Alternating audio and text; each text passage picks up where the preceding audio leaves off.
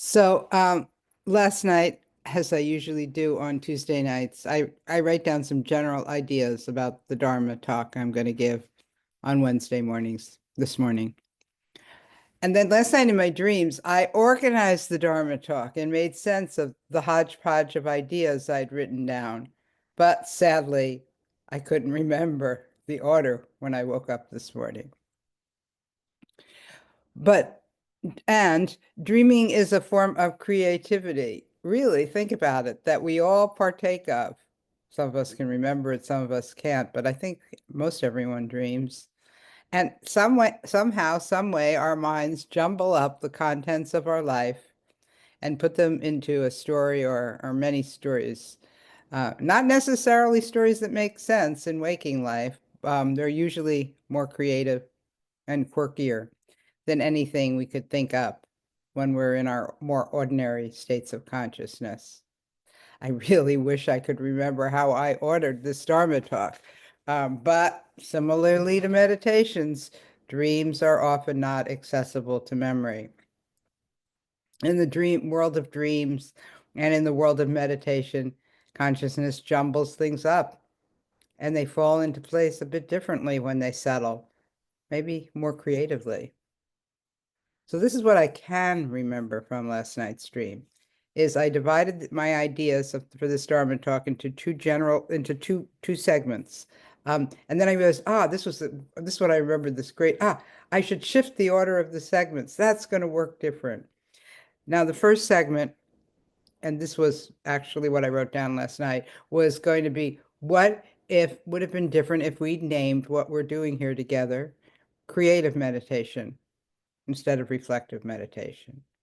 But my big insight, and who knows, when you say big insights in dreams, they're not always big insights, but it felt that way in the dream, is I could end the talk there and begin with the other part, which I can't quite remember what that was.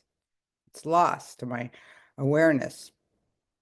But then I wonder, is the knowledge of it completely lost? Maybe it'll pop up at another time when conditions are conducive.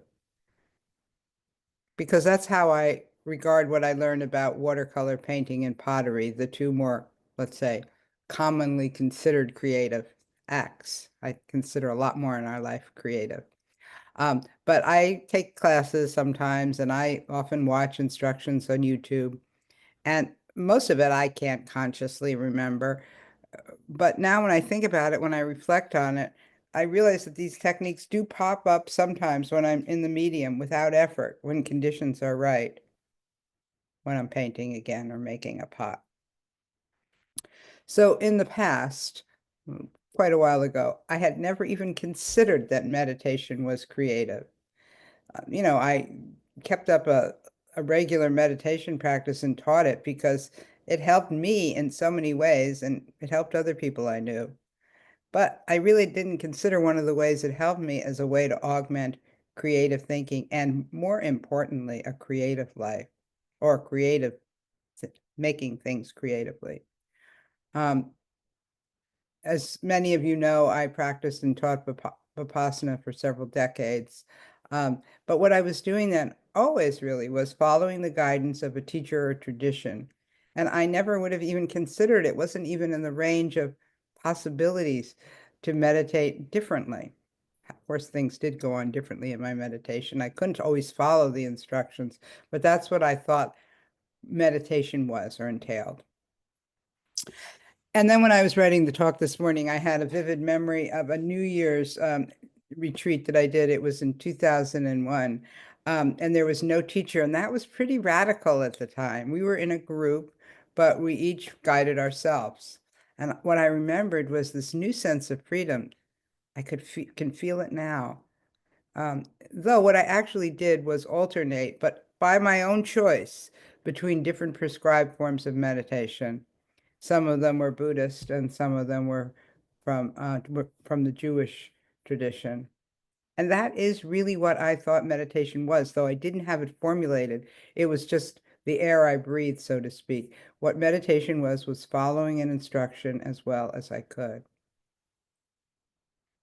Now, I will never know, and I do sometimes wonder What would it have been like for me to practice reflective meditation if I was not already well trained in meditation?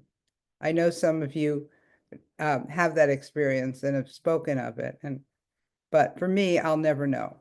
And for me, the shift was hard at first to shift from Vipassana. It was really hard to let go of prescribed, processes or directions in meditation. It was really hard to not attempt, I did a lot of this, to figure out what the teacher regarded as the right way to meditate and then strive to do it that way. Spent a lot of effort on that. But at the same time, I was exhilarated by this newfound sense of freedom and energy. As I reflect on it now, I do see how my earlier training really comes into play in some really helpful ways in my current meditation. Those, the breath starts, my awareness of the breath just sort of happens, or awareness of the body sort of happens, other things too. But fast forward now, back to teaching and practicing reflective meditation. It was such a pleasant surprise to discover that there really are two movements during meditation. And of course, this carries over to other times in my life. The first movement is receptivity, allowing what emerges to emerge, seeing what emerges, being more aware of what emerges. And then choice. What shall I do with what comes up? And that is really the same two movements that I think are there. Well, I don't know. This is how I like to do other creative things in my life, which is seeing what emerges and then choosing what will I do with it. Seeing what arises when I try to write this Tuesday night, when I write my Dharma talk Wednesday morning, seeing what emerges, and then what am I going to do with it? Because I don't just accept it just as I write it at first. It doesn't make sense.